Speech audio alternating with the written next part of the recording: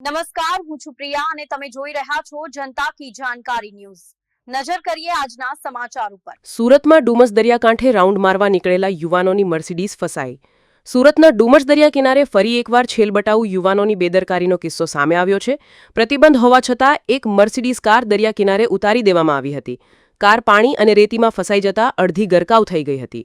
કેટલાક યુવાનો fast driving અને સ્ટન્ટના શોખમાં લાખો રૂપિયાની મર્સિડીઝ કાર લઈને ડુમસ દરિયા કિનારે પહોંચી ગયા હતા.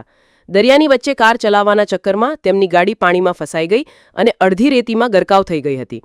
કારને બહાર કાઢવા માટે ભારે જહેમત ઉઠાવવી પડી હોવાનું વાયરલ થયેલા વિડીયોમાં જણાતું હતું.